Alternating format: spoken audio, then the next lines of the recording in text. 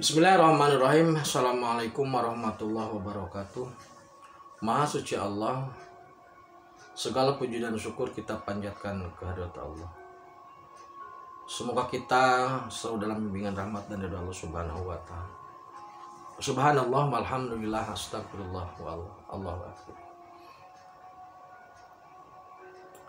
Kembali saya dari tim Raja Wali Nusantara. Kali ini akan mereportase kegiatan tim Raja Wali dalam pengobatan ya. Jadi saudaraku begini, hari Minggu tanggal berapa ini? 27 ya, dan tanggal 20 itu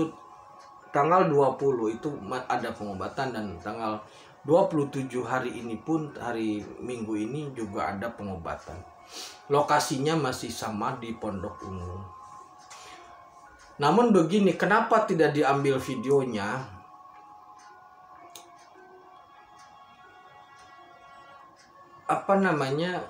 Nggak tega ya kalau orang sedang diterapi kemudian jerit-jerit kita ambil videonya, nggak tega saya. Nggak tega. Karena jadi pola pengobatannya itu dengan menggunakan terapi listrik, tapi bukan pakai listrik PLN-nya, tapi pakai listrik yang ada dalam diri gitu. Jadi kalau dulu itu, kalau saudaraku pernah dengar itu ada hijibarki ya, nah pakai itu, pakai hijibarki dan ya dengan teori pemecahan ruh juga, karena menggunakan keilmuan cahaya sebenarnya. Jadi walaupun di kamera, walaupun diambil gambarnya nggak kelihatan ya, maksudnya ketika pengobatan dengan teori pengobatan cahaya kemudian di kamera nggak kelihatan. Yang kelihatan paling pola yang menggunakan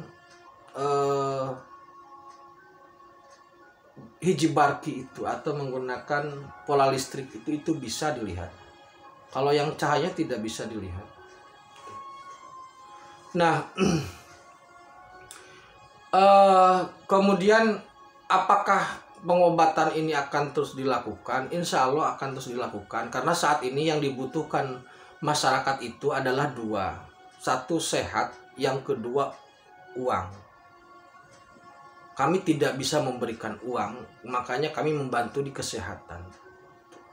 Kalau sehat, ada uang, bisa makan. Nah, kalau sehat tidak ada uang, tidak bisa makan. Kalau ada uang tidak sehat juga percuma. Jadi karena kami tidak bisa memberikan uang, tidak bisa memberikan ekonomi, maka kami membantu di kesehatan. Tidak ada tarikan iuran, itu tidak ada. Jadi saudaraku bisa kalau ingin kalau bersedia untuk dikunjungi tidak ada masalah. Nah, rencana kami di bulan depan itu ke Jawa Timur, mau ke Jember dulu. Ada saudara kita di sana, Pak Kiai Abdul Aziz. Insya Allah awal Juli lah nanti dari Jember. Jadi kami melakukan program pengobatan dari Jember, kemudian Bojonegoro, kemudian Ngawi, Sragen. Pokoknya digeret dari mulai Jawa Timur sampai ke Jawa Barat. Nah, bagi saudaraku yang ingin bersedia pemain ingin dikunjungi, bersedia membukakan pintu, silahkan, tidak ada masalah. Mumpung kalau satu arah gitu loh, maksudnya satu arah, jadi insya Allah nanti mampir, tidak usah pusing mikirin biaya, tidak ada pembiayaan, tidak ada. Itu jadi untuk pengobatan akan terus dilakukan, insya Allah terus dilakukan, dan program terdekat itu dari Jawa Timur. Nah, kemudian terkait dengan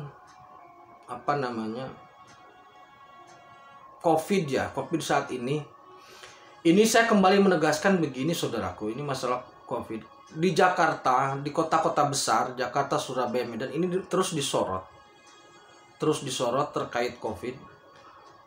Zona itu sekarang sudah merah, bahkan ada yang hitam, saking banyaknya atau diidentifikasi, didiagnosa, di swab ada COVID. Nah, sebagai seorang muslim, bagaimana hal terbaik? Saya tetap menekankan begini saudaraku. Lakukan apa yang pemerintah anjurkan. Karena itu akan menghilangkan atau akan menghindarkan kita dari fitnah dunia. Semisal begini, sholat berjamaah itu memang baiknya atau utamanya itu adalah rapat. Tetapi ketika pemerintah menganjurkan untuk menjaga jarak, maka tidak salah ketika sholat menjaga jarak. Berjamaah menjaga jarak. Jadi untuk menghindari fitnah dunia, maka ikutilah program atau anjuran dari pemerintah. Yang kedua, perkuat tauhid. Jangan ada keyakinan bahwa corona itu membunuh. Karena apa? Karena tidak ada hubungan langsung antara sakit dengan kematian. Corona ada yang sembuh, COVID ada yang sembuh dari COVID. Artinya apa? COVID tidak membunuh. Jadi urusan kematian itu sesungguhnya adalah mutlak urusan Allah. Kalau ada keyakinan bahwasanya tanpa masker bisa mati, itu berbahaya. Kita menggunakan masker itu untuk upaya, tetapi bukan sebuah keyakinan yang menyelamatkan. Harus diluruskan di situ. Sebagai upaya kita dalam menjaga kesehatan, tetapi tidak mutlak meyakini bahwa itu adalah satu-satunya faktor keselamatan. Ini yang harus dijaga. Karena fitnah COVID ini luar biasa, maka kita harus bisa menempatkan diri. Jadi harus tahu diri, harus bisa menempatkan diri untuk bisa menjaga diri dari fitnah ini. Makanya menurut saya hal terbaik adalah ikuti anjuran pemerintah, kemudian perkuat imun. Kemudian luruskan tauhid. Perkuat imun itu hanya bisa terjadi jika otak kita lurus, otak kita fresh, kemudian nutrisi makanan juga cukup. Karena tubuh butuh nutrisi, butuh suplai makanan yang bergizi, maka lakukan itu. Nah, tauhid, keimanan juga harus diperkuat untuk bisa menjaga diri. Jadi tahu diri, posisi kita seperti apa, apakah sedang sehat atau tidak, menempatkan diri bagaimana supaya tidak terserang oleh fitnah. Kemudian kita bisa menjaga diri. Jangan takut terhadap corona. Satu itu. Yang kedua, jangan menantang corona. Jadi jangan takut, jangan menantang. Tetap berlindung atau meminta perlindungan kepada Allah. Luruskan pikiran, positifkan pikiran, jaga imun dengan cara mensuplai nutrisi yang cukup. Jangan takut corona, jangan nantang corona. Kalau takut malah didatangi, kalau nantang malah balik nantang. Corona itu begitu karakternya.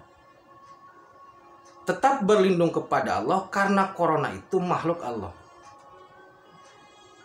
Itu kuncinya di situ. Kalau terlalu takut pasti didatangi. Kalau nantang juga pasti didatangi. Kalau ada yang bertanya, apakah corona ini akan berakhir? Menurut kami, ini lama atau bahkan mungkin tidak akan menjadi endemik seperti halnya flu. Makanya kita harus pintar menempatkan diri agar bisa selamat. Tetap berlindung kepada Allah, memohon kepada Allah, perkuat iman, luruskan tauhid. Kemudian secara fisik, jaga prokes sebagaimana anjuran pemerintah, cukupi nutrisi, cukupi minum, jaga kondisi tubuh. Secara fisik kita harus selesai, secara fisik kita harus cukup, kemudian secara tauhid juga harus cukup. Jika salah satunya lemah, maka peluang untuk kena juga sangat tinggi. Tauhid harus cukup, fisik juga harus cukup. Demikian, terima kasih. Semoga kita selalu diberi lindungan Allah Subhanahu wa Ta'ala. Terima kasih. Akhirul kalam. Assalamualaikum warahmatullahi wabarakatuh.